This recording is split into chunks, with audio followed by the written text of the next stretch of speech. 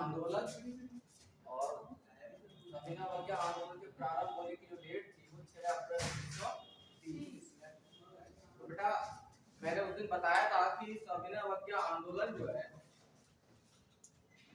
यातायात प्रारंभ नहीं हुआ, बल्कि इसके भी क्या थे तत्कालीन समय में कई कारक विद्यमान थे।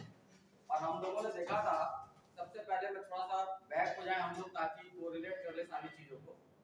हमने देखा था कि 1919 के अधिनियम में यह प्रावधान था कि आने वाले अब 10 वर्षों पश्चात इस अधिनियम की क्या की जाएगी, समीक्षा की जाएगी। और 1919 से 10 वर्ष का हो जाते सन 1929 में। लेकिन इंग्लैंड में आम चुनाव होने के कारण समय से पहले ही सन 1927 में किसकी घोषणा कर दी गई, साइमन कमीशन। इसकी साइमन कमीशन। और जब साइमन कमीशन की घोषणा की गई उसमें किसी भी भारतीय सदस्य को शामिल नहीं किया। और भारत में साइमन कमीशन के विरोध का कारण भी क्या था कि उस कमीशन में किसी भी भारतीय को शामिल नहीं किया। और जब 3 फरवरी 1928 को साइमन कमीशन बंबई पहुंचा पहली बार, उसे क्या करना पड़ा, विरोध का सामना। और इसी प्रकार का जब विरोध जो है लाहौर में लाला लाजपत राय के नेतृत्व में किया जा रहा था, उस दौरान क्या होता है कि सैंडर्स की लाठियों से लाला लाजपत राय घायल होते हैं और आखिरकार उनकी क्या हो जाती है, मृत्यु हो जाती है। और अपनी मृत्यु से पूर्व एक स्टेटमेंट देते हैं कि मेरे शरीर पर लगी हुई एक-एक लाठियां ब्रिटिश साम्राज्य के ताबूत में क्या होंगी। फिर दूसरी बार साइमन कमीशन 1929 में आता है और आखिरकार मई 1930 में साइमन कमीशन की क्या होती है, रिपोर्ट प्रकाशित होती है। और उसके आधार पर लंदन के सेंट जेम्स पैलेस में 3 गोलमेज सम्मेलन बुलाए जाते हैं और उन तीनों गोलमेज सम्मेलनों के आधार पर भारत शासन अधिनियम 1935 बना। यहाँ तक हम लोगों ने बात की थी। तो जब साइमन कमीशन के विरोध की बात चल रही थी, उसी दौरान तत्कालीन भारत सचिव लॉर्ड बिकनहेड, कौन, लॉर्ड बिकनहेड भारतीयों के समक्ष चुनौती प्रस्तुत करते हैं कि आप अपने संविधान का एक प्रारूप बनाकर दिखाइए जिससे भारत की सभी तत्कालीन राजनीतिक पार्टियां क्या हो, सहमत हो। और भारतीयों द्वारा लॉर्ड बिकनहेड की इस चुनौती को क्या किया जाता है, स्वीकार किया जाता है। दिल्ली में सर्वदलीय सम्मेलन बुलाया जाता है। उस सम्मेलन में तत्कालीन समय की 29 राजनीतिक पार्टियां क्या करती हैं, भाग लेती हैं। उसके बाद से बंबई में दूसरा सर्वदलीय सम्मेलन बुलाया जाता है और वहां पर मोतीलाल नेहरू के नेतृत्व में एक कमेटी गठित की जाती है। और इस कमेटी द्वारा अगस्त 1928 में जो रिपोर्ट प्रस्तुत की जाती है उसी को हम किस नाम से जानते हैं, नेहरू रिपोर्ट के नाम से। प्रारंभ में तो नेहरू रिपोर्ट से सभी राजनीतिक पार्टियां क्या होती हैं, सहमत होती है। लेकिन आगे चलकर सिख, मुस्लिम लीग, स्वयं कांग्रेस के अंदर पंडित जवाहरलाल नेहरू, सुभाष चंद्र बोस नेहरू रिपोर्ट से क्या हो जाते हैं, असहमत हो जाते हैं। क्योंकि नेहरू रिपोर्ट में किसकी बात की गई थी, डोमिनियन स्टेट की बात की गई थी, अधिराज्य की बात की गई थी। प्रांतों का गठन किस आधार पर किया जाए, भाषा के आधार पर किया जाए और प्रांतों को क्या किया जाए, स्वायत्तता प्रदान किया जाए। जब नेहरू रिपोर्ट पे भी सरकार कोई ध्यान नहीं देती है और 1929 में कांग्रेस का लाहौर अधिवेशन होता है, वहां पे पूर्ण स्वाधीनता का प्रस्ताव पारित किया जाता है। इस अधिवेशन की अध्यक्षता कौन करते हैं, पंडित जवाहरलाल नेहरू। तो वहां पर ये घोषणा की जाती है कि आने वाले 26 जनवरी 1930 को पूरे भारत में क्या मनाया जाए, स्वाधीनता दिवस के रूप में। और लाहौर अधिवेशन जब होता है तो उस समय गांधी जो है पुनः जो है भारत की राजनीति में क्या हो जाते हैं, सक्रिय रूप से शामिल हो जाते हैं। और यहाँ पर कांग्रेस द्वारा गांधी से अनुरोध किया जाता है कि आप एक पुनः जो है व्यापक जन आंदोलन क्या करें, प्रारंभ करें। तो गांधी जन आंदोलन को प्रारंभ करने के लिए क्या सोचते हैं कि उनके पास कोई ना कोई क्या होना चाहिए, मुद्दा होना चाहिए जो उनके आंदोलन को क्या प्रदान करे, जन आधार प्रदान। इसके लिए गांधी द्वारा जो है अपने यंग इंडिया, इसमें यंग इंडिया नामक पत्रिका में अपनी 11 सूत्री मांगे जो है जनवरी 1930 में सरकार के समक्ष रखी जाती है। और मैंने बताया भी था कल आप लोगों से कि 11 सूत्री मांगे क्या थी, कि भाई भारत के कपड़ा उद्योग को संरक्षण प्रदान किया जाए, जहाज उद्योग को संरक्षण प्रदान किया जाए, लगान में 50% की कटौती की कर दी जाए, उच्च वेतन मान के जो अधिकारियों के वेतन में 50% की कटौती कर दी जाए। रुपया और स्टर्लिंग का जो अनुपात है उसको घटाकर 1:4 कर दिया जाए। क्या कर दिया जाए? भारतीयों को अपनी सुरक्षा के लिए अस्त्र रखने का क्या दिया, अस्त्र रखने के लिए क्या लाइसेंस दे दिया जाए। इसके अतिरिक्त उसमें उन्होंने सबसे महत्वपूर्ण जो मांग रखी थी वो क्या, भारतीयों को क्या नमक बनाने का अधिकार और नमक कर क्या कर दिया जाए, समाप्त कर दिया। और आखिरकार ये जो सविनय अवज्ञा आंदोलन है इसका आधार भी क्या बना, नमक सत्याग्रह। यानी एक मामूली सी चीज दिखने वाली नमक सत्याग्रह को, नमक को ही गांधी ने अपने आंदोलन का आधार क्यों बनाया। कल मैंने आप लोगों को बताया था कि 1882 में ब्रिटिश सरकार द्वारा नमक पे क्या लगा दिया गया, कर लगा। और नमक एक ऐसी चीज थी, चाहे बच्चा हो, चाहे युवा हो, चाहे महिला हो, चाहे पुरुष हो, चाहे किसान हो, चाहे मजदूर हो, चाहे पूंजीपति हो, हर व्यक्ति का नमक से क्या है, संबंध है कि नहीं है। तो गांधी को लगा कि ये साधारण सा जो मुद्दा दिख रहा है नमक का, अगर इसको मुद्दा बनाते हैं तो यह इनके जन आंदोलन को क्या करेगा, एक व्यापक सामाजिक आधार प्रदान करेगा। इसलिए गांधी ने सविनय अवज्ञा आंदोलन का प्रमुख मुद्दा किसे बनाया, नमक को बनाया। इसलिए हम सविनय अवज्ञा आंदोलन को क्या कहते हैं, नमक सत्याग्रह के नाम से भी जानते हैं। किस नाम से जानते हैं, नमक सत्याग्रह के नाम से भी। दूसरी चीज, सविनय अवज्ञा आंदोलन को गांधी ने प्रारंभ किससे किया था, दांडी मार्च। किससे प्रारंभ किया था, दांडी मार्च। दांडी मार्च की जो डेट है वो है 12 मार्च 1930। कल मैंने बताया था कि दांडी मार्च क्या है, मैंने कल आप लोगों को डायग्राम के साथ बताया था कि गुजरात में साबरमती से लेकर नवसारी जिले में स्थित दांडी नामक स्थान पर, साबरमती से कहां तक, दांडी स्थान तक 241 मील की पदयात्रा प्रारंभ की थी अपने चुने हुए 78 अनुयायियों के साथ। इसको अगर हम किलोमीटर में कन्वर्ट करेंगे तो अप्रॉक्स 385 किलोमीटर के आसपास, 385 और 390 के। तो आप ये भी ध्यान में रखेंगे इसको किलोमीटर में भी कन्वर्ट करके पूछ सकते हैं। तो गांधी का जो सविनय अवज्ञा आंदोलन है वो किस पदयात्रा के माध्यम से प्रारंभ होता है, दांडी मार्च के माध्यम से।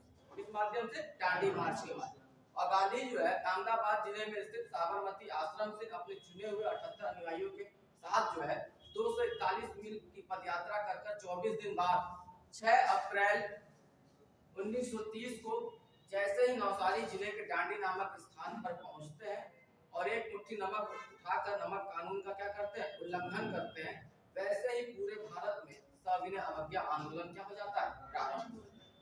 सबसे बड़ी बात तो यह थी कि गांधी ने पदयात्रा ही क्यों चुनी थी।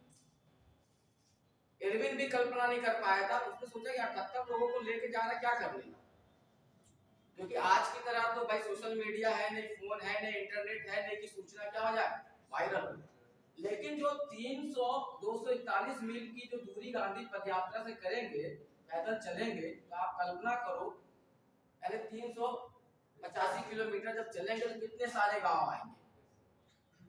और यहाँ से चलते चलते जब गांधी दांडी पहुंचते हैं तो हजारों की संख्या में गांवों को पार करते हैं। लोगों को लगता है क्या है, गांधी आ रहे, जगह जगह पे गांधी के साथ लोग क्या होते हैं, जुड़ते चले। यानी जो उन्होंने पदयात्रा 78 लोगों के साथ चालू की थी, दांडी पहुंचते वो संख्या कितनी की हो चुकी थी, हजारों की। यानी उनके आंदोलन को एक व्यापक जन आधार, एक व्यापक सामाजिक जन आधार क्या हो चुका था, मिल चुका। तो गांधी ने इस पदयात्रा को सोच समझ कर रखा था, क्या है कि नहीं, सोच समझ कर रखा। और जैसे ही गांधी एक मुट्ठी नमक उठाकर नमक कानून का उल्लंघन करते हैं, वैसे ही पूरे भारत में सविनय अवज्ञा आंदोलन क्या हो जाता है, प्रारंभ। सबसे पहले अगर हम देखें तो पूरे भारत की अगर हम बात करें तो यहीं से 125 किलोमीटर की दूरी पर जो है धरासना है। कहां पर, बंबई में। जो नमक बनाने का अंग्रेजों का क्या था, तत्कालीन समय में महत्वपूर्ण केंद्र था। लेकिन जब धरासना पहुंचने से पहले ही गांधी को क्या कर लिया जाता, मई 1930 में गिरफ्तार कर लिया जाता। और जब गांधी को गिरफ्तार कर लिया जाता है तो बंबई के धरासना में सविनय अवज्ञा आंदोलन का तत्कालीन समय में नेतृत्व सरोजिनी नायडू, इमाम साहब और साथ ही साथ कौन, गांधी जी के पुत्र मणिलाल द्वारा किया जाता है। धरासना नमक सत्याग्रह का सरकार द्वारा जो है क्रूरतापूर्वक दमन किया जाता है। तत्कालीन समय में लाठीचार्ज की जाती है और इस घटना का आंखों देखा वर्णन जो किया है, किसने किया है? अमेरिकी पत्रकार वेब मिलर। यहाँ से कई बार प्रश्न पूछा, बार बार प्रश्न पूछा है कि धरासना नमक सत्याग्रह का आंखों देखा विवरण किस अमेरिकी पत्रकार द्वारा बताया गया? किसके द्वारा बताया गया? वेब मिलर के द्वारा। किसके द्वारा? वेब मिलर के द्वारा। इसी तरीके से अगर देखें तो वर्तमान समय में जो आपका पाकिस्तान में है उत्तर पश्चिमी सीमा प्रांत, तत्कालीन समय में इसकी राजधानी जो हुआ करती थी पेशावर। क्या हुआ करती थी? पेशावर। यहाँ पर सविनय अवज्ञा आंदोलन का नेतृत्व किया गया था खान अब्दुल गफ्फार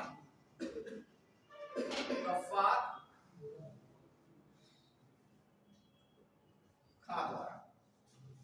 इन्हें सीमांत गांधी के नाम से भी जाना जाता है। पहले तो इनकी उपाधि क्लियर हो जाए तो आपसे पूछ ले उत्तर पश्चिम सीमा प्रांत में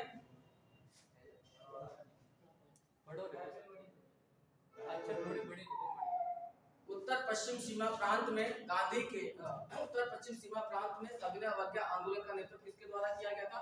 खान अब्दुल गफ्फार खान द्वारा किया गया था। और खान अब्दुल गफ्फार खान को किस नाम से जानते हैं? सीमांत गांधी के नाम से जानते हैं। किसके नाम से जानते हैं? सीमांत गांधी के नाम से। पहले इनकी उपाधि क्लियर हो जाए। इसके अतिरिक्त अगर इन्हें देखा जाए तो इन्हें फक्र ए अफगान के नाम से भी जाना जाता है। इन्हें बादशाह खां के नाम से भी जाना जाता है। इनकी तीन उपाधियां पहले आप ध्यान में रखेंगे। उत्तर पश्चिम सीमा प्रांत में विशेषकर पेशावर में सविनय अवज्ञा आंदोलन का नेतृत्व किसके द्वारा किया गया? खान अब्दुल गफ्फार खान। और ये गांधीवादी नीतियों में विश्वास करते थे, अहिंसा में विश्वास करते थे, इसलिए इन्हें क्या कहा जाता? फ्रंटियर गांधी या सीमांत गांधी भी कहा जाता है। इनकी अन्य उपाधियां क्या मिलती हैं? फक्र ए अफगान, क्या मिलती है? बादशाह। इन्होंने तत्कालीन समय में अपने संगठन खुदाई खिदमत कार के माध्यम से सविनय अवज्ञा आंदोलन को नेतृत्व प्रदान किया। इनके इस आंदोलन को लाल कुर्ती आंदोलन भी कहा जाता है। क्या कहा जाता है? लाल कुर्ती आंदोलन भी कहा जाता है। क्यों कहा जाता है? क्योंकि इनके संगठन के जो लोग थे, यानी खुदाई खिदमतगार जो इनका संगठन था, इसके लोग जो थे वो लाल रंग का पैजामा और लाल रंग का क्या पहनते थे? कुर्ता पहनते थे। इसलिए इनके इस आंदोलन को क्या कहा जाता है? लाल कुर्ती आंदोलन भी कहा जाता है। तो हमें यहाँ पे सबसे पहले ध्यान में रखना है, गांधी जैसे ही नमक कानून तोड़ते हैं वैसे ही पूरे भारत में क्या हो जाता है? सविनय अवज्ञा आंदोलन प्रारंभ हो जाता है। इनमें से अगर हम सबसे पहले बात करें उत्तर पश्चिम सीमा प्रांत की, उत्तर पश्चिम सीमा प्रांत में पेशावर में खान अब्दुल गफ्फार खान द्वारा। इनकी उपाधियां हमें क्लियर रहनी चाहिए, एग्जाम में बराबर पुटअप करता रहता है। सीमांत गांधी, फक्र अफगान, बादशाह खान। इनके संगठन का नाम खुदाई खिदमतगार। इनके संगठन के लोग क्या पहनते हैं? लाल कुर्ती, लाल रंग का कुर्ता और लाल रंग का पैजामा। इसलिए इनके आंदोलन को और भी क्या कहा जाता है? लाल कुर्ती आंदोलन। फिर ये खुदाई खिदमतगार शब्द को अगर देखें, इस खुदाई का मतलब खुदा और खिदमत का मतलब क्या करना? सेवा। ये सब अरबी भाषा के शब्द। तो खुदाई खिदमतगार का मतलब होता है खुदा का सेवक। क्या मतलब होता है इसका? खुदा का सेवक। किसी एग्जाम में अगर पूछ ले या इंटरव्यू वगैरह में पूछ ले तो आपको ये मालूम होना चाहिए खुदाई खिदमतगार का मतलब जो होता है खुदा का सेवक। क्या होता है? खुदा का सेवक। इसी तरीके से अगर हम बात करें, बता दें इसको, पूर्वोत्तर भारत की अगर हम बात करते हैं, इसकी बात करते हैं, पूर्वोत्तर भारत की अगर हम बात करें तो पूर्वोत्तर भारत में विशेषकर जो आज आपका मणिपुर है, तत्कालीन समय को नागा क्षेत्र के अंतर्गत आता है। तो पूर्वोत्तर भारत में नागालैंड और मणिपुर, अब ये पूर्ण रूप से किसके अंतर्गत है? मणिपुर के अंतर्गत। यहाँ पर सविनय अवज्ञा आंदोलन का नेतृत्व किया गया था यदुनाथ, किसके द्वारा? यदुनाथ और उनकी बहन गैडेनलिव और उनकी बहन गैडेनलिव। तो आपसे पूछ रहे कि पूर्वोत्तर भारत में मणिपुर में या नागालैंड में सविनय अवज्ञा आंदोलन का नेतृत्व किसके द्वारा किया गया? तो किसके द्वारा किया गया था? यदुनाथ के द्वारा किया और गैडेनलिव। यदुनाथ को जब पकड़कर फांसी दे दी गई तो आंदोलन को नेतृत्व किसने प्रदान किया? गैडेनलिव ने किया। बाद में गैडेनलिव को भी गिरफ्तार करके क्या कर दिया गया? जेल भेज दिया गया। और वो कब? जब 1947 में भारत स्वतंत्र हुआ और भारत के तत्कालीन पहले प्रधानमंत्री कौन? पंडित जवाहरलाल नेहरू। कौन? पंडित जवाहरलाल नेहरू द्वारा इन्हें क्या किया गया? रिहा किया गया। और तत्कालीन समय में गैडेनलिव को जो है रानी की उपाधि से विभूषित किया। किस उपाधि से? रानी की उपाधि से विभूषित किया। यहाँ भी आपसे पूछ सकता है प्रश्न कि पूर्वोत्तर भारत में सविनय अवज्ञा आंदोलन का नेतृत्व किसके द्वारा किया गया था? यदुनाथ के द्वारा किया गया था और उनकी बहन गैडेनलिव को। बाद में गैडेनलिव को रानी की उपाधि से विभूषित किसके द्वारा किया गया था? पंडित जवाहरलाल नेहरू। किसके द्वारा? और यहाँ के सविनय अवज्ञा आंदोलन को कहा जाता है जियारलंग आंदोलन। जैसे पश्चिमोत्तर प्रांत में क्या है आपका? लाल कुर्ती, उसी तरीके से यहाँ पे से क्या कहा जाता है? जियारलंग आंदोलन। इसी तरीके से अगर हम दक्षिण भारत में बात करें तो दक्षिण भारत में विशेष करके दक्षिण भारत में विशेष करके आपका जो है दो क्षेत्र जो सविनय अवज्ञा आंदोलन के महत्वपूर्ण केंद्र थे, जो कि तटवर्ती क्षेत्र है। सबको क्लियर है? यहाँ पे अरब सागर है, यहाँ बंगाल की खाड़ी, तटवर्ती क्षेत्र में क्या होता है? नमक वगैरह का उत्पादन किया जाता है। क्या? तो स्पेशली तमिलनाडु में सविनय अवज्ञा आंदोलन का नेतृत्व किया गया था दक्षिण भारत में सी राज गोपालाचारी।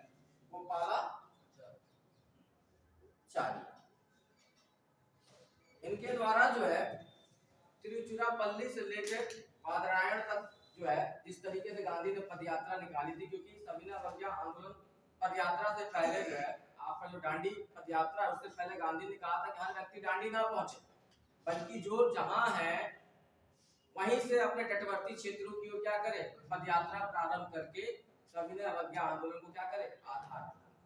तो यहाँ पर तटवर्ती क्षेत्र में तिरुचिरापल्ली से लेकर कहां से लेकर? तिरुचिरापल्ली से लेकर बादरायण तक जो है पदयात्रा किसके नेतृत्व में निकाली गई थी? सी राजगोपालाचारी के नेतृत्व में निकाली गई थी। और इन्होंने यहाँ पे क्या किया था? इस मद्रास प्रांत में क्या किया था? तत्कालीन समय में सविनय अवज्ञा आंदोलन को नेतृत्व किया। इसी तरीके से कालीकट, जहाँ पहले जमोरी आया था, जमोरी कुछ याद आ रहा है? वास्को डी गामा के साथ, वास्को डी गामा जहाँ पहली बार पहुंचा था, यही पहुंचा था ना? क्लियर है?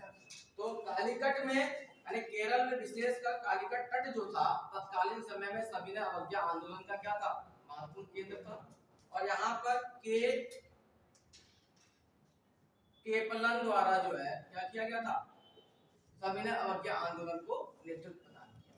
इसी तरीके से आपका जो है मैंने अभी बताया आप लोगों को महाराष्ट्र में धरासना, यहाँ पर सविनय अवज्ञा आंदोलन को तत्कालीन समय में सरोजिनी नायडू, इमाम साहब और गांधी जी के पुत्र मणिलाल द्वारा जो है आंदोलन को नेतृत्व प्रदान किया गया था। और यहाँ पर सरकार की पूर्वक की गई कार्रवाई का प्रत्यक्षदर्शी तत्कालीन समय में कौन था? Web Miller. और उसके द्वारा इसका क्या किया गया?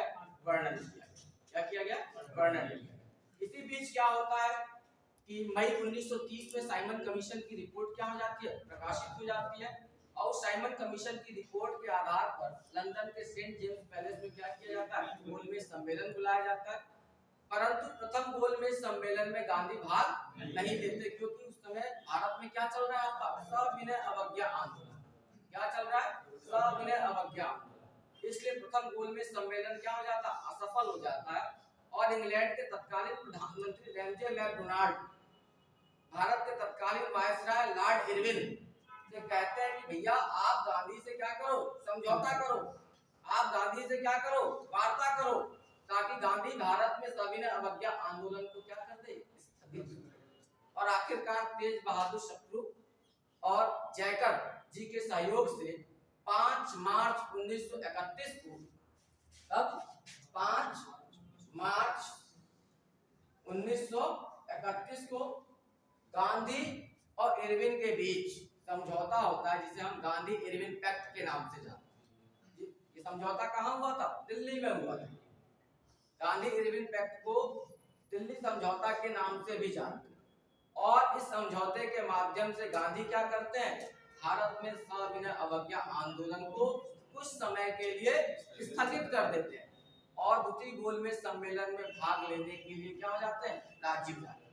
और जब गांधी द्वितीय गोलमेज सम्मेलन में भाग लेने पहुंचते हैं, जब भाग लेते हैं, तो वहां पर जो भारत की सांप्रदायिक रुझान वाली तत्कालीन राजनीतिक पार्टियां जो प्रतिभाग कर रही थी, उनको लेकर क्या हो जाता है, मतभेद, और गांधी बीच में ही क्या करते हैं, सम्मेलन को छोड़कर पुनः भारत आ जाते हैं और फिर से जो है क्या करते हैं, सविनय अवज्ञा आंदोलन को प्रारंभ कर देते हैं, जो आखिरकार अप्रैल 1934 में क्या होता है, समाप्त। क्या होता है, समाप्त होता है। तो मेरा कहने का मतलब यह है कि इसे समराइज अगर किया जाए तो हमें ध्यान में रखना है, गांधी ने सविनय अवज्ञा आंदोलन को किस यात्रा के माध्यम से प्रारंभ किया, दांडी मार्च के माध्यम से। किस तिथि से प्रारंभ किया, 12 मार्च 1930। 24 दिन की पदयात्रा के पश्चात 6 अप्रैल 1930 को गुजरात के नवसारी जिले में स्थित दांडी नामक स्थान पर अपने चुने हुए 78 अनुयायियों के साथ पहुंचकर जैसे ही नमक कानून का उल्लंघन करते हैं, वैसे ही पूरे भारत में सविनय अवज्ञा आंदोलन क्या हो जाता है, प्रारंभ हो जाता है। और उत्तर पश्चिम सीमा प्रांत में सविनय अवज्ञा आंदोलन का नेतृत्व किसके द्वारा किया जाता है, खान अब्दुल गफ्फार खान द्वारा। उन्होंने इस आंदोलन को नेतृत्व जो है अपने संगठन खुदाई खिदमतगार के माध्यम से प्रदान किया। इसी तरीके से पूर्वोत्तर भारत में आपका जो है नागालैंड और मणिपुर में यदुनाथ और उनकी बहन गोडेल्यू, बाद में इसी गोडेल्यू को पंडित जवाहरलाल नेहरू द्वारा क्या किया गया, रानी की उपाधि से विभूषित किया। इसी तरीके से धरासना में गांधी द्वारा गिरफ्तार हो जाने के कारण धरासना में किसके द्वारा किया जाता है, सरोजनी नायडू, इमाम साहब और गांधी जी के मणिलाल। दक्षिण भारत में विशेष करके तिरुचिरापल्ली से लेकर बादरायण तक किसके द्वारा, श्रीराजाचार्य के द्वारा।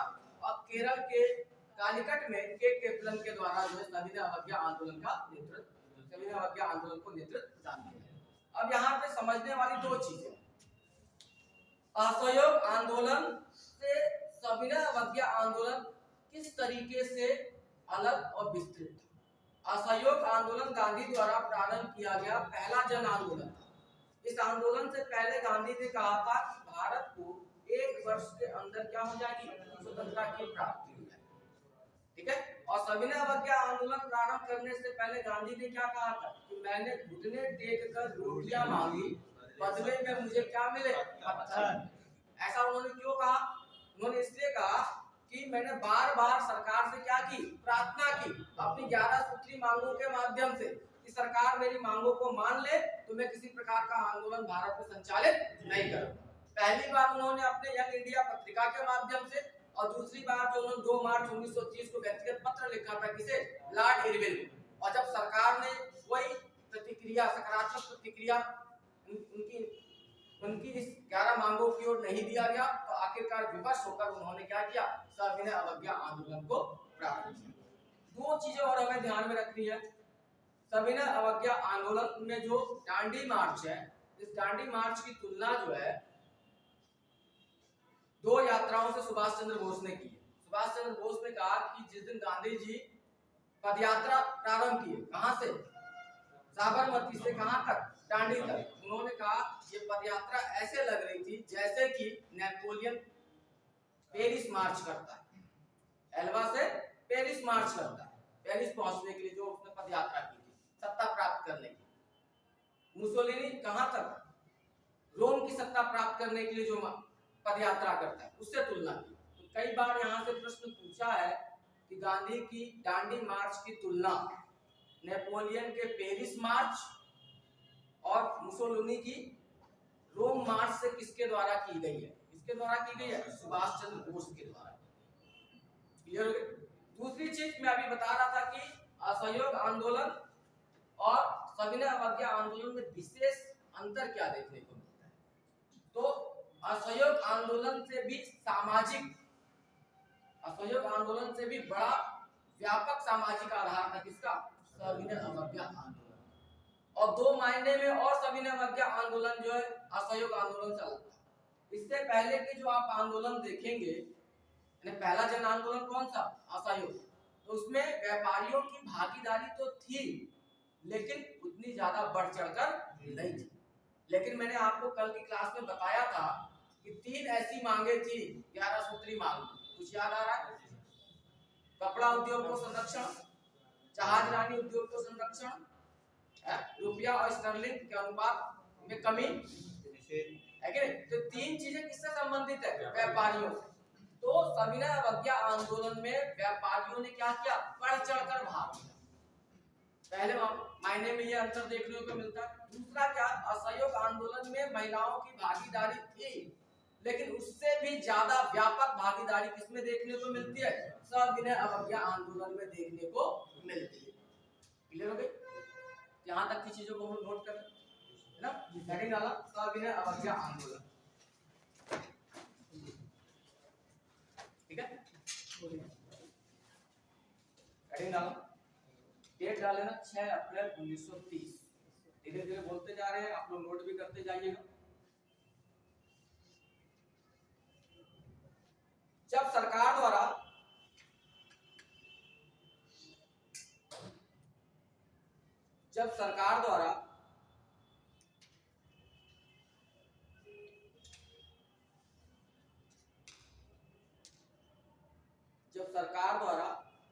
गांधी की 11 सूत्री मांगों पर जब सरकार द्वारा गांधी की 11 सूत्री मांगों पर जब सरकार द्वारा गांधी की 11 सूत्री मांगों पर कोई ध्यान नहीं दिया गया,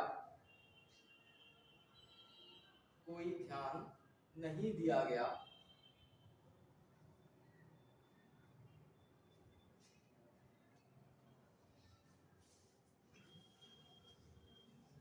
नहीं दिया गया तो गांधी विवश होकर गांधी विवश होकर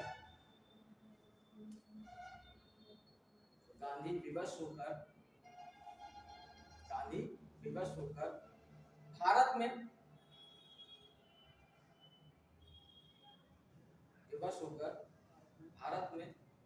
सविनय अवज्ञा आंदोलन को प्रारंभ किया।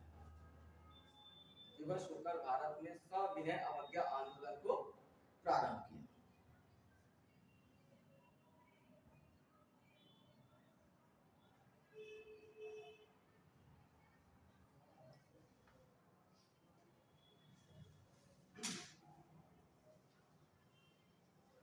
गांधी ने अपनी 11 सूत्री मांगों में से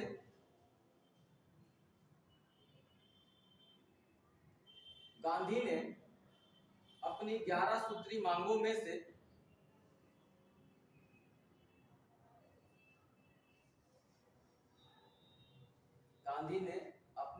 सूत्री मांगों में से नमक कर की समाप्ति को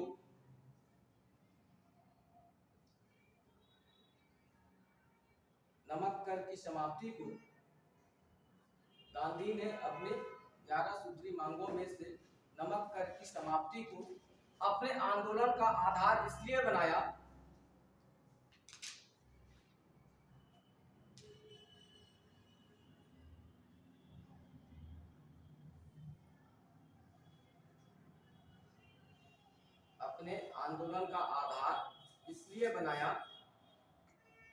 क्योंकि साधारण सी चीज दिखने वाली नमक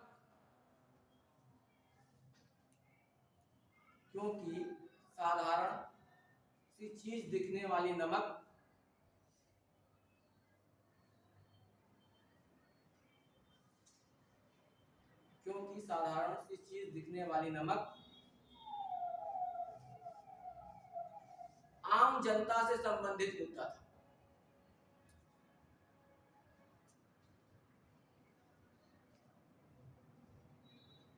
आम जनता से संबंधित मुद्दा था।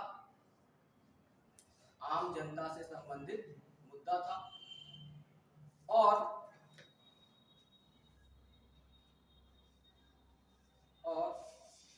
नमक का मुद्दा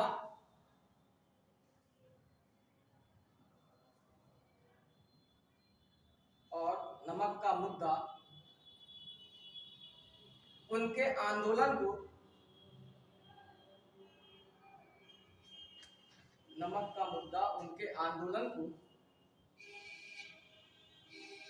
मुद्दा उनके आंदोलन को व्यापक सामाजिक आधार प्रदान कर सकता था। व्यापक सामाजिक आधार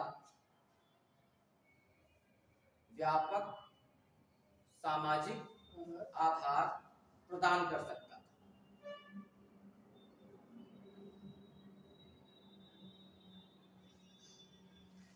जो तत्कालीन समय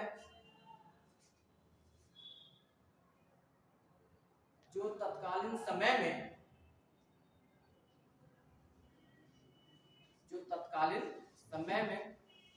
उनके आंदोलन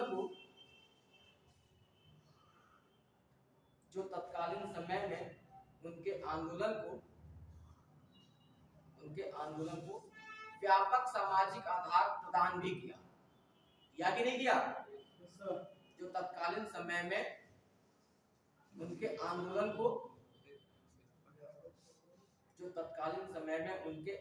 को व्यापक सामाजिक आधार प्रदान भी किया।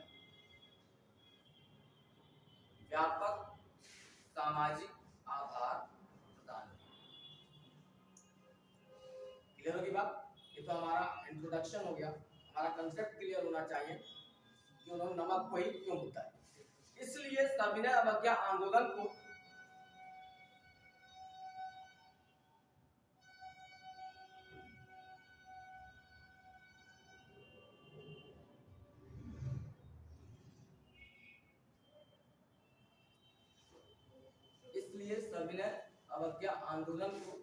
नमक सत्याग्रह के नाम से भी जाना जाता है।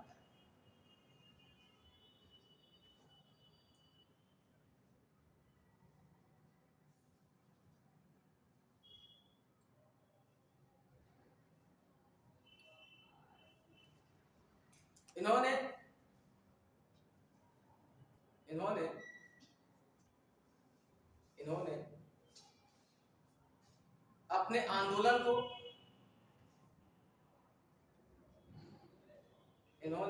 अपने आंदोलन को दांडी पदयात्रा के माध्यम से प्रारंभ किया।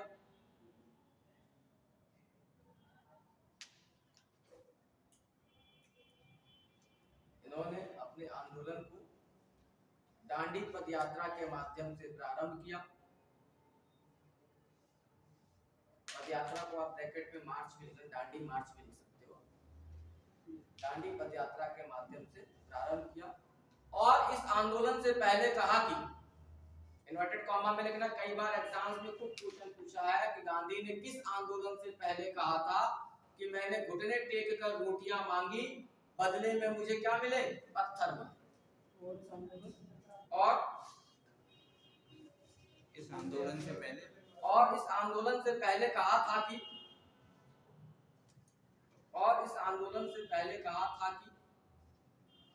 इन्वर्टेड कॉमा में लिखिएगा, और इस आंदोलन से पहले कहा था कि मैंने घुटने टेक कर रोटियां मांगी,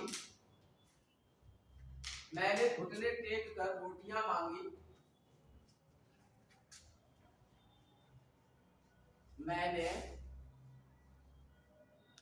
इन्वर्टेड कॉमा में लिखिएगा, ध्यान रखिएगा, कई बार एग्जाम में पूछा है। इस आंदोलन से पहले जो गांधी ने ये स्टेटमेंट दिया था, मैंने घुटने टेक कर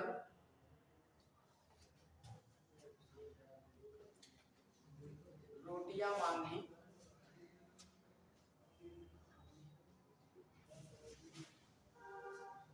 बदले में मुझे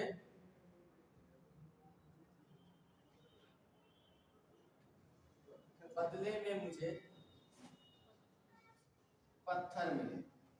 गांधी जी शायर नहीं थे बेटा कि समझो शायरी बोल रहे हैं, ठीक है ना, शायर की तरफ पढ़ोगे गड़बड़ हो जाएगा, ठीक है। तो ये बार बार दो स्टेटमेंट, आपको तीन स्टेटमेंट मैंने पहले ही बताया है, आप लोगों को बड़े अच्छे से ध्यान में रखना है। असहयोग आंदोलन से पहले उन्होंने कहा था कि भारत को 1 वर्ष के अंदर स्वराज की प्राप्ति हो जाएगी। किसकी प्राप्ति हो जाएगी? स्वराज की प्राप्ति हो जाएगी। सविनय अवज्ञा आंदोलन से पहले क्या कहा कि मैंने घुटने टेक कर रोटियां मांगी, बदले में मुझे पत्थर दे। और जैसे ही हम अभी आगे उनके मूवमेंट पे चलेंगे, आंदोलन पे चलेंगे, भारत छोड़ो आंदोलन पे, वहां क्या कहेंगे? करो या मरो, या तो भारत को स्वतंत्र कराओ या तो भारत की स्वतंत्रता के लिए मरने के लिए क्या हो जाओ तैयार। क्यों? क्योंकि उस समय सेकेंड वर्ल्ड वॉर में ब्रिटिश क्या करते हैं? भारतीयों से बिना सहमति लिए भारत को द्वितीय विश्व युद्ध में शामिल करते। तो अगला टॉपिक जब आएगा वहां हम बात करेंगे। तो हेडिंग डाल लेना दांडी मार्च। आपकी भूमिका बन गई है।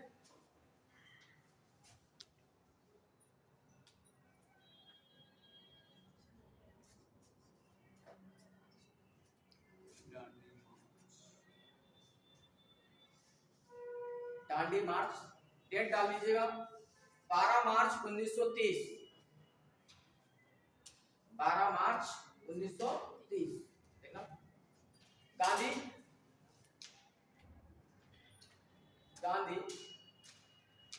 अहमदाबाद में स्थित साबरमती आश्रम से,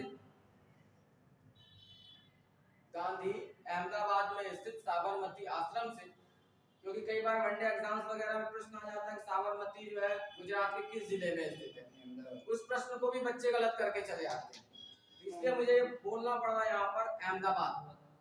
गांधी अहमदाबाद में स्थित साबरमती आश्रम से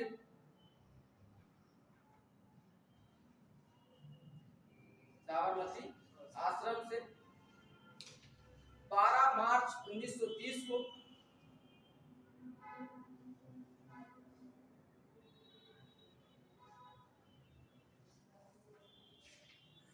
गांधी 12 मार्च 1930 को अपने चुने हुए 78 अनुयायियों के साथ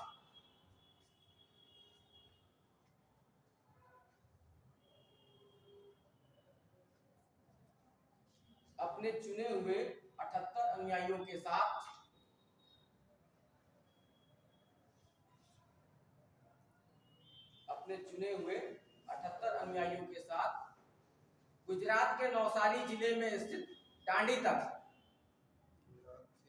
गुजरात के नवसारी जिले में स्थित दांडी तक, दांडी जो समुद्र तटवर्ती केंद्र था, वहां पर तत्कालीन समय में नमक बनाया जाता था। गुजरात के नवसारी जिले में स्थित दांडी तक 241 मील की पदयात्रा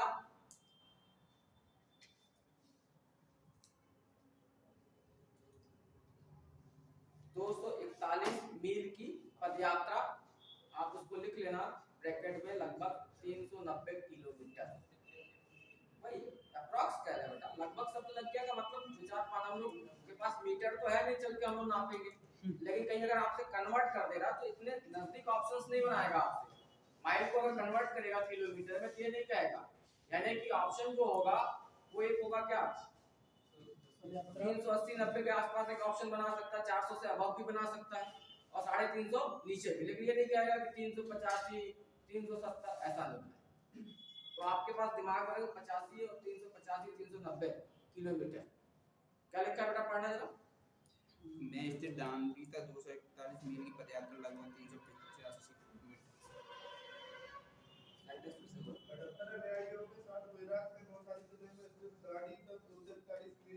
पदयात्रा 24 दिन में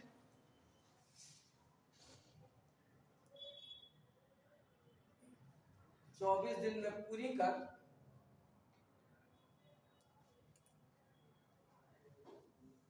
24 दिन में पूरी कर 6 अप्रैल 1930 को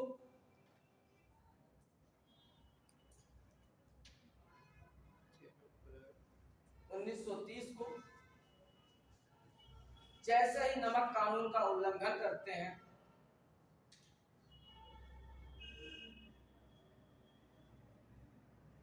जैसे ही नमक कानून का उल्लंघन करते हैं, यानी एक मुट्ठी नमक जैसे हाथ में उठाते, कहने का मतलब नमक कानून का उल्लंघन करते हैं,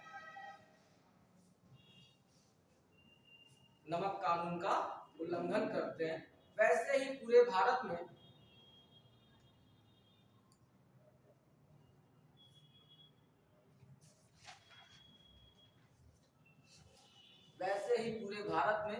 सविनय अवज्ञा आंदोलन प्रारंभ हो जाता है।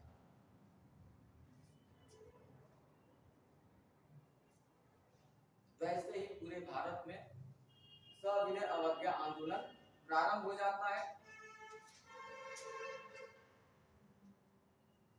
और गांधी की इस पदयात्रा को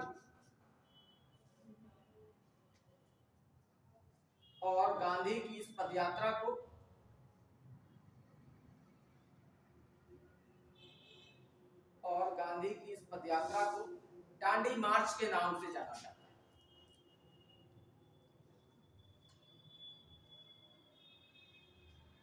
और गांधी की इस पदयात्रा को दांडी मार्च के नाम से जाना जाता है। तत्कालीन समय में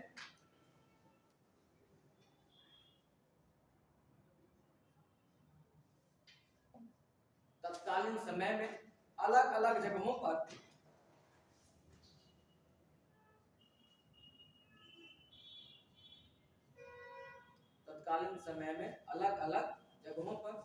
अलग अलग व्यक्तियों द्वारा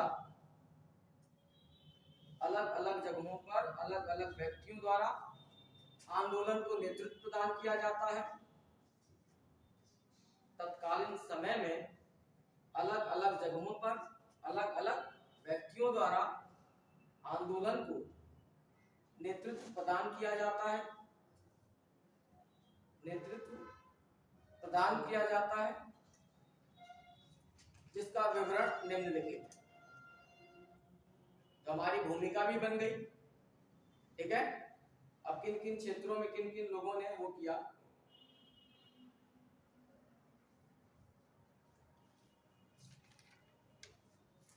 तो सबसे पहले हम देख लें, अभी हम लोग लेक्चर में भी देखा हम लोगों ने कि क्षेत्र की अगर हम बात करें तो सबसे पहले हम बात कर लें उत्तर पश्चिमी सीमा प्रांत। वर्तमान समय में ये किसका हिस्सा है? पाकिस्तान का हिस्सा है। और तत्कालीन समय में जब भारत का विभाजन हुआ और ये क्षेत्र जब पाकिस्तान में गया तो इसका प्रबल विरोध किया गया था। किसके द्वारा? खान अब्दुल गफ्फार खान के द्वारा। किसके द्वारा? खान अब्दुल गफ्फार खान के द्वारा। और उन्होंने कहा था कि हमें भेड़ियों के लिए मत छोड़ो। भेड़िया किसे कहा था उन्होंने? पाकिस्तानियों को। और ये एक ऐसे व्यक्ति हैं जिन्हें इससे भारत रत्न से भी सम्मानित किया गया, ठीक है। तो मैं बात कर रहा हूँ किसी खान अब्दुल गफ्फार खान की बात कर रहा हूँ। तो उत्तर पश्चिम सीमा प्रांत यानी डाल के लिखना चाहता हूँ।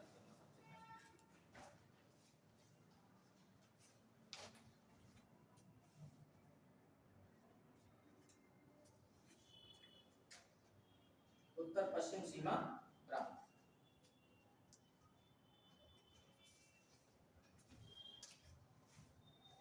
उत्तर पश्चिम सीमा प्रांत के पेशावर में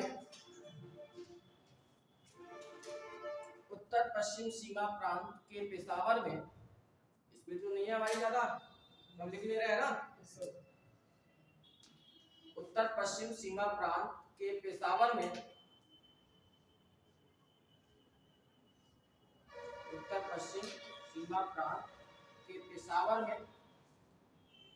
सविनय अवज्ञा आंदोलन को तत्कालीन समय में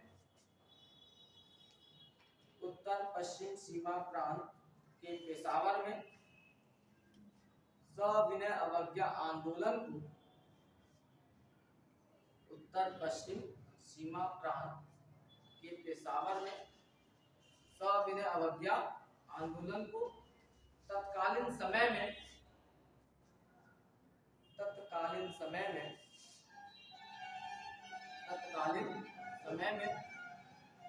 खान अब्दुल गफ्फार गफ्फार खां द्वारा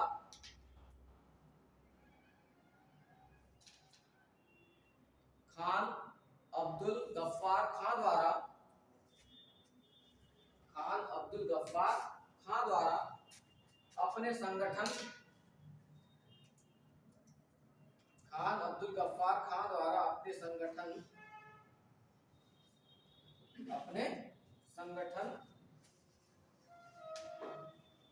खुदाई खिदमत कार के माध्यम से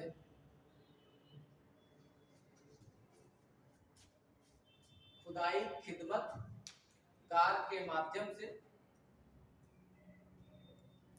खुदाई खिदमतगार के माध्यम से नेतृत्व प्रदान किया।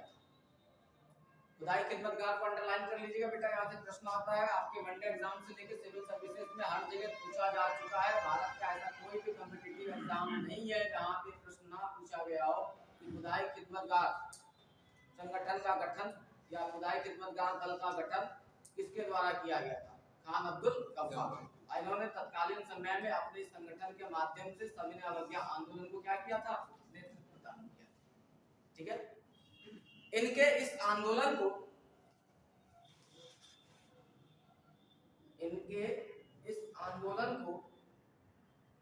लाल कुर्ती आंदोलन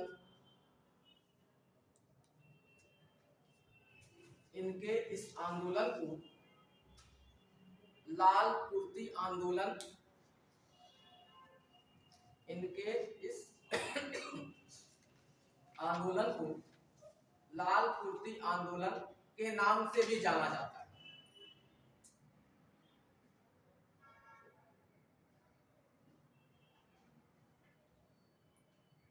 तो यहाँ पे प्रश्न को दूसरे वे में भी घुमा सकता है, पूछ ले कि लाल कुर्ती आंदोलन किसने चलाया था?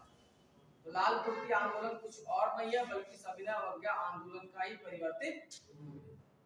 अब ये लाल कुर्ती वर्ड कहाँ से आ गया? मैंने अभी आप लोगों को बताया कि इनके जो संगठन के लोग हैं यानी खुदाई खिदमतगार संगठन के जो सदस्य हैं वो क्या करते थे? लाल रंग का पैजामा और कुर्ता पहनते थे तत्कालीन समय में, इसलिए जो है इसे क्या कहा जाता है? लाल कुर्ती आंदोलन भी कहा जाता है। क्या लिखा है?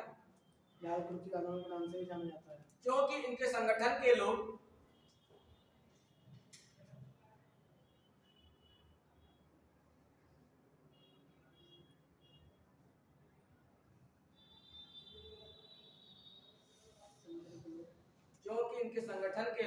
लाल रंग का पैजामा और लाल रंग का कुर्ता पहनते थे।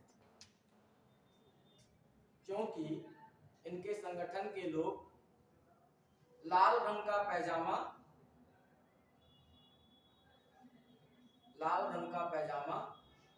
और लाल रंग का कुर्ता पहनते थे।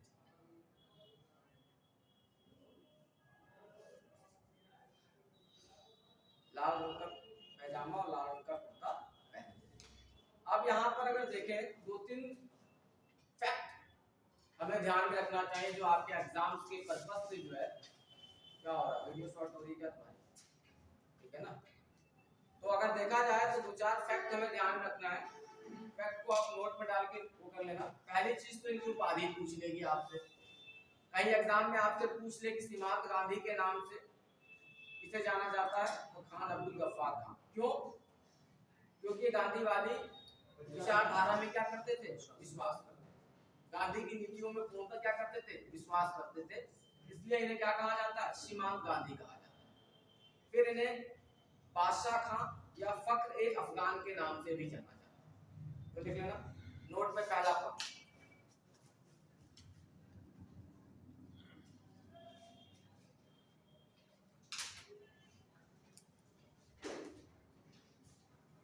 खान अब्दुल गफ्फार खां को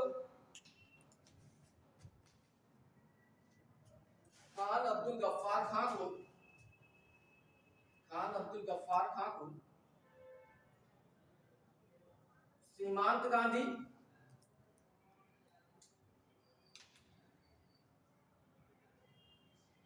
ऑब्लिक खान अब्दुल गफ्फार खां को सीमांत गांधी फख्र ए अफगान तथा बादशाह खां के नाम से भी जाना जाता है।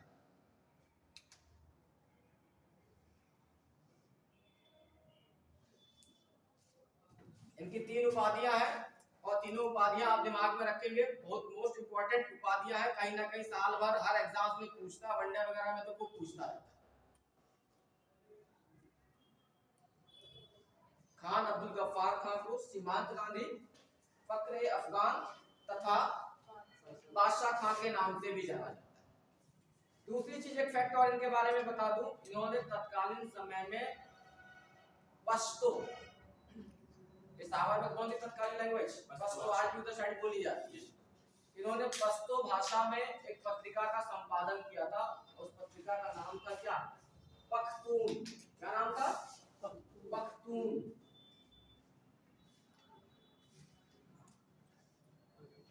क्या नाम था, पख्तून। तो आपसे पूछ ले पश्तो भाषा में पख्तून नामक पत्रिका का संपादन किस राष्ट्रवादी नेता के द्वारा किया गया था, तो खान अब्दुल गफ्फार खान के द्वारा। तो नोट में आप दूसरा पॉइंट डालिएगा, खान अब्दुल गफ्फार खान ने तत्कालीन समय में, खान अब्दुल गफ्फार खान ने, खान अब्दुल गफ्फार खान ने तत्कालीन समय में, खान अब्दुल गफ्फार खान ने तत्कालीन समय में लोगों को जागरूक करने के लिए, खान अब्दुल गफ्फार खान ने तत्कालीन समय में लोगों को जागरूक करने के लिए, लोगों को जागरूक करने के लिए पश्तो भाषा में, पश्तो भाषा में, पश्तो भाषा में पख्तून नामक पत्रिका का संपादन किया। पख्तून नामक पत्रिका का संपादन किया।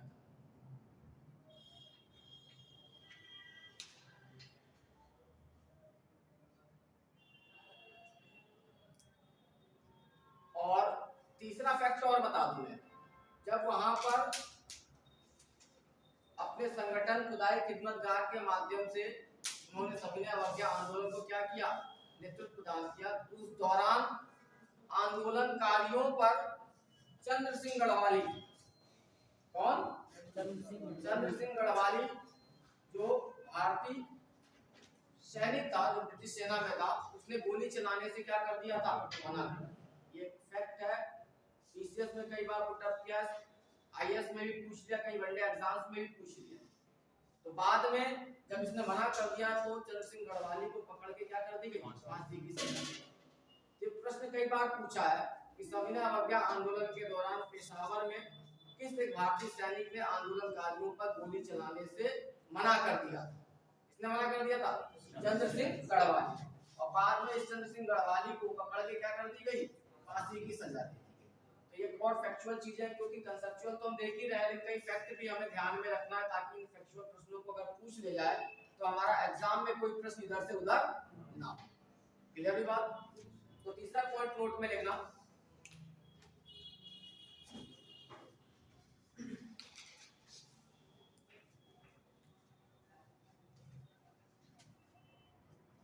आंदोलन के दौरान पेशावर में,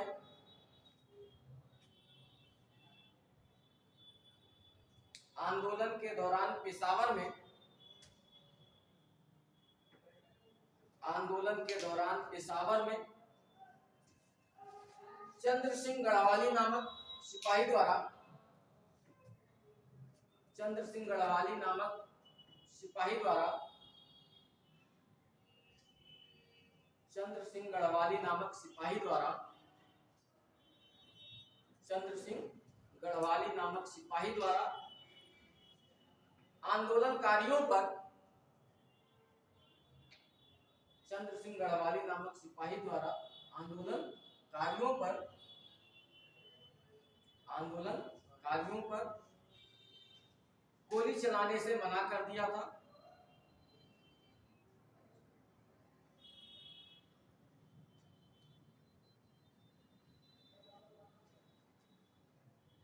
जिसके कारण अंग्रेजों द्वारा जिसके कारण अंग्रेजों द्वारा जिसके कारण अंग्रेजों द्वारा जिसके कारण अंग्रेजों द्वारा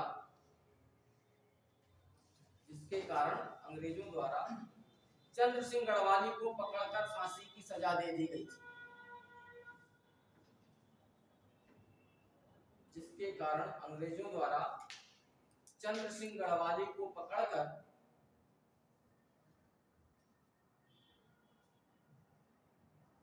चंद्र सिंह गढ़वाली को पकड़कर फांसी की सजा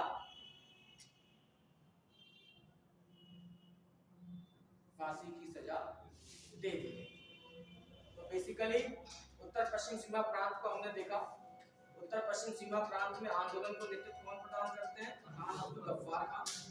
उनकी उपाधियां हमने देखी, सीमांत गांधी, फक्रे अफगान, बादशाह खान। उनके संगठन का नाम हमने देखा, खुदाई खिदमतगार, और उनके इस आंदोलन को क्या कहा जाता है वहां पे? लाल कुर्ती आंदोलन। तो ये सारे फैक्ट्स को हमें ध्यान में रखने, ताकि क्योंकि सविनय अवज्ञा आंदोलन छोटा नहीं है, लंबा टॉपिक है हम लोगों का। इसके बाद से जो दूसरा महत्वपूर्ण केंद्र है आंदोलन का, कौन सा अवार्ड दिया गया था? भारत रत्न। आजादी के बाद? तो आजादी से पहले कौन सा भारत रत्न मिला मेरे भाई? अगर दिलवाए हो दो चार लोगों को तो बता दो, हम भी बता दे बच्चों को। नहीं है ना, जनता की बात ही तो है, बताइए। फिर दूसरा महत्वपूर्ण केंद्र जो था आंदोलन का, महाराष्ट्र में धरासना।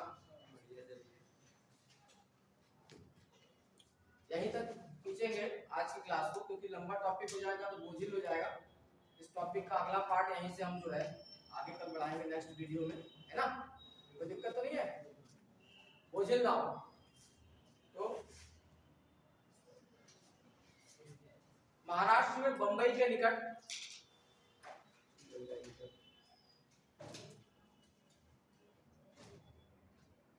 महाराष्ट्र में बंबई के निकट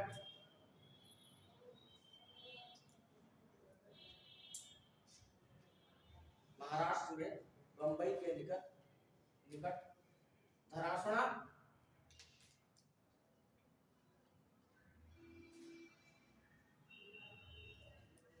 महाराष्ट्र में बंबई के निकट धरासना सविनय अवज्ञा आंदोलन का दूसरा महत्वपूर्ण केंद्र।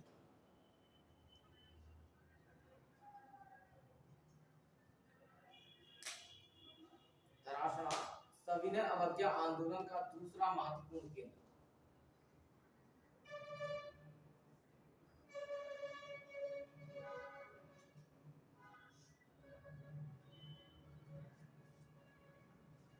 धरासना पहुंचने से पहले ही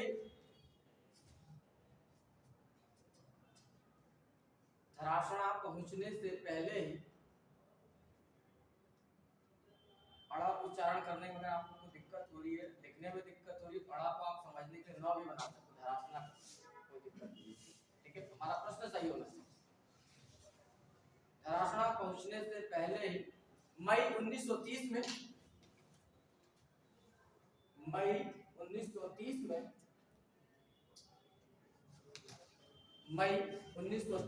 गांधी को गिरफ्तार कर जेल भेज दिया गया। गांधी को गिरफ्तार कर अंग्रेजों द्वारा जेल भेज दिया गया।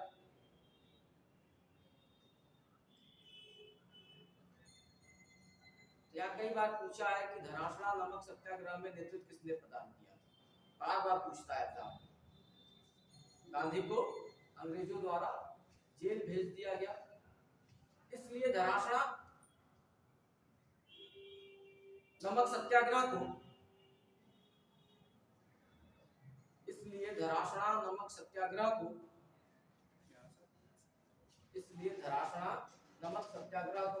का मतलब सविनय अवज्ञा आंदोलन, ठीक है ना? कंफ्यूज होने की जरूरत है, शब्दावली अगर चेंज है, क्योंकि मैंने ऊपर कंसेप्ट बता दिया। धरासना नमक सत्याग्रह को तत्कालीन समय में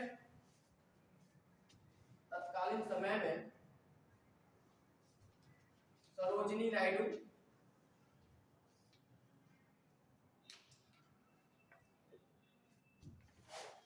इमाम साहब, सरोजिनी नायडू, इमाम साहब और गांधी जी के पुत्र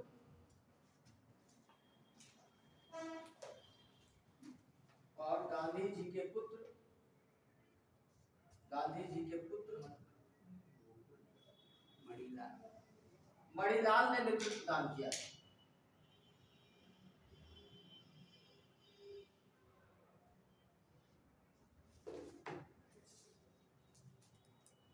तीनों नाम आप ध्यान में रखेंगे। अगर सिंगल नेम पूछता है तो सरोजिनी नायडू को ऑप्शन में रखेगा। अगर आप पीसीएस देते हो, समीक्षा अधिकारी देते हो, यूपीएससी देते हो, एनडीए देते हो, सीडीएस देते हो, तो यहाँ इस प्रश्न में तीनों नाम को जानना चाहता हूँ। कई बार एग्जाम में इस प्रश्न को पूछा जाता है।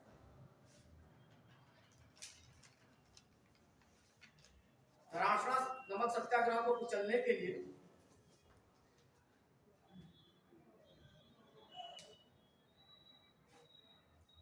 धरासरा नमक सत्याग्रह को कुचलने के लिए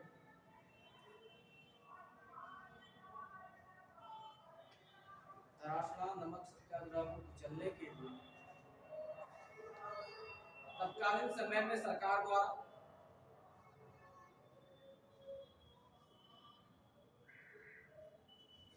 तत्कालीन समय में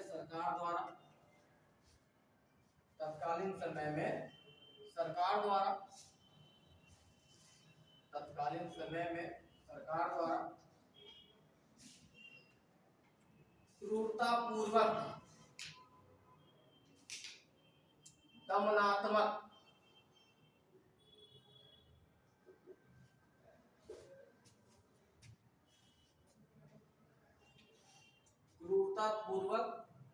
दमनात्मक, कार्रवाइयां की गई।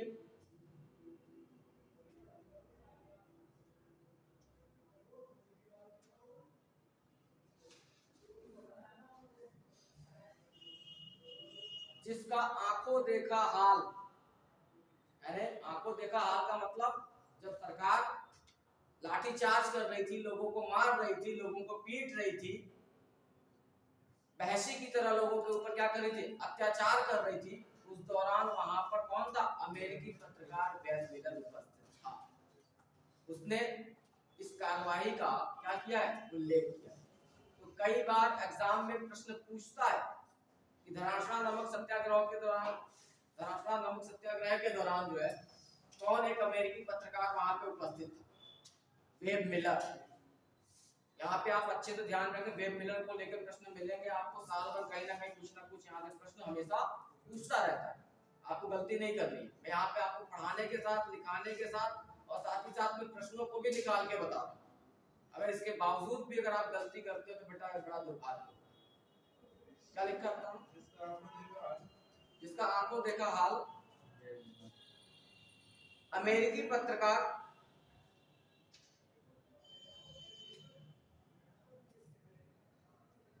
जिसका आंखों देखा हाल अमेरिकी पत्रकार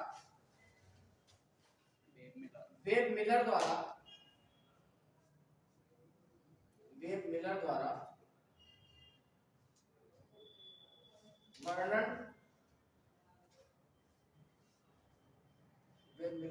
तत्कालीन समय में वर्णन किया गया था, क्योंकि वो उस समय वहां पे क्या था, उपस्थित था। तत्कालीन समय में वर्णन किया गया था, टॉपिक यही समाप्त नहीं हो रहा है।